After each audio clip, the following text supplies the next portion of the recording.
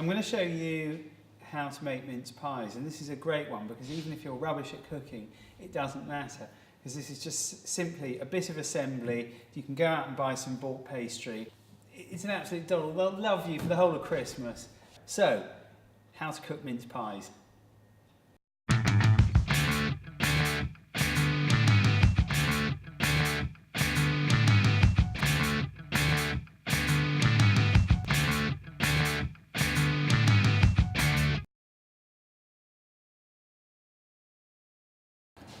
Well, as part of my Christmas season, I wanted to show you here how simple it was to make your own mince pies. It's quite satisfying, and it is lovely if you can take them round to someone and say, look what we made.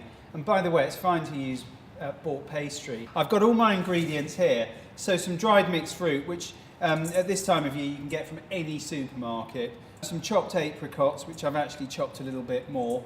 I've got some apricot jam, so I'm going to put that in, and you can just do this to taste. Demerara sugar, that goes in there. Some mixed spice, which is really going to get the thing going. I've got some zest of orange. It's actually quite nice to put some orange juice in, if you like. I'm actually going to put a little bit of brandy in there and just give that a really good mix up. And you can keep this, funnily enough, in a jar for until next year. I mean, it lasts forever. Now, in actual fact, it's looking a little bit watery, so I'm just going to add a bit more fruit. Notice I didn't put all the dried mixed fruit in to begin with for that very reason. And I think we'll just put a little bit more sugar in, just to make it less moist. And that is how simple it is to make your own mincemeat. And the great thing about it is you can keep tasting it. You've got complete control over what it is ultimately going to taste like. So we'll set that to one side for a moment, and then underneath I've just got a little bit of pastry that I made earlier on. Like I said, it's absolutely fine. So we're just going to roll out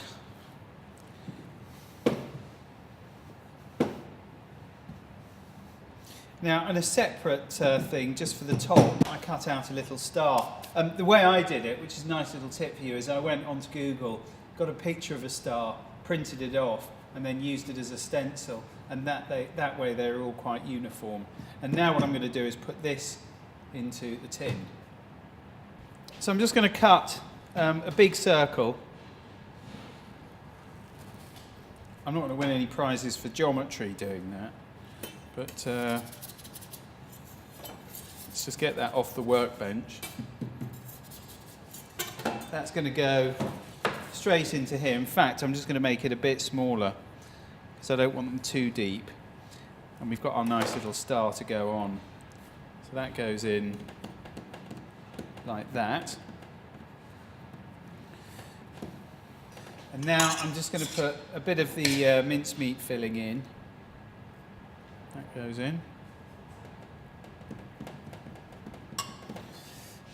And the star goes on top.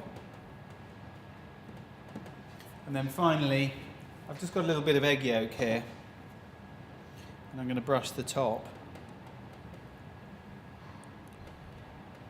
Like that. And those will then go in the oven for 20-25 minutes, something like that.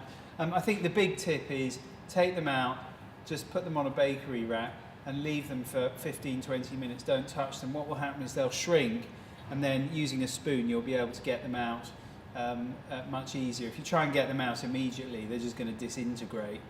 Believe you me, I know from bitter experience. Right, we're going to stick those in the oven now.